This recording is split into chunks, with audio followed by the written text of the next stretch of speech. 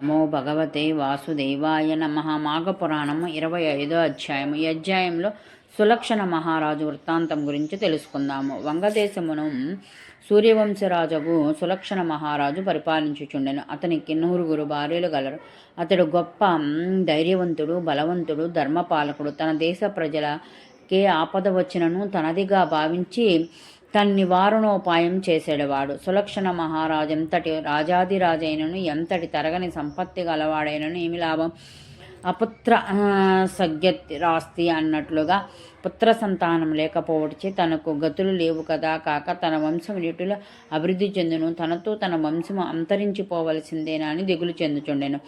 ఒకనాడు తాను రథమెక్కి నైమిసార్యమున గొప్ప తపస్సాలున్న ప్రదేశమునకు వెళ్ళిన. అచ్చట తపోధనులందరూ తపస్సు చేసుకొనుచుండిరి. వారికి సులక్షణ మహారాజు నమస్కరించి ఇటుల పలికిన, మునిశ్రేష్ఠులారా, నేను వంగదేశాధీశుడను. నా పేరు సులక్షణుడందరు. నాకు 9 భార్యలు అయినను ఒక్క సంతానమైనను కలగలేదు. కాన నాకు పుత్ర సంతానం కలుగనెట్లో వివరింపుడని అంజలి ఘటించి ప్రార్థించాడు. మహారాజు పలుకులు మునిశ్రేష్ఠులు విని జాలి నొందిరి. రాజా, నీవు సంతానహీనవుడకు కారణమేమనగా పూర్వజన్మలో నీవు సౌరాష్ట్రమును పరిపాలించి ఉంటివి. ఆ జన్మలో ఒక్క మాఘస్నానమైనను చేయలేదు, ఒక దానమైనను ఇవ్వలేదు. ఒక సద్బ్రాహ్మణునికి గుమ్మడికాయనైనా దానం చేసి ఉన్నచో ఈ జన్మలో పుత్ర సంతతి కలిగి ఉండేది. కాన వెనుక కర్మఫలం వల్లనే నీకు జన్మలో పుత్ర సంతతి కలగలేదు. ఎవరు మాఘమాసంలో శుద్ధ సప్తమి రోజున కూష్మాండ దానం చేయుదురో వారికి తప్పక పుత్ర సంతానం కలగగలదు.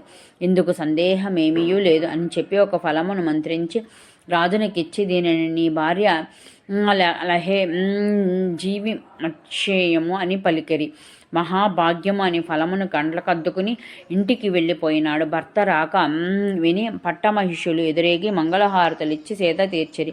రాజు తెచ్చిన మంత్రఫలం గురించి వివరించి భోజనానంతరము సేవింపుడు అని చెప్పి తన గదియందు ఫలమును భద్రపరిచి తాను భోజనశాలకు పట్టులతో వెల్లడిపోయాను. 9 భార్యలలో కడసారి భార్యకు మిక్కిలి ఆశ కలిగి ఫలమంతయు నేనే భుజించే దానని తలపోసి రహస్య మార్గమున రాజు పడక గదిలోకి వెళ్ళి ఆ ఫలమును భుజించి ఏమియూ ఎరుగని దాని వలె అందరితో కలిసి తిరిగొచ్చిండెను.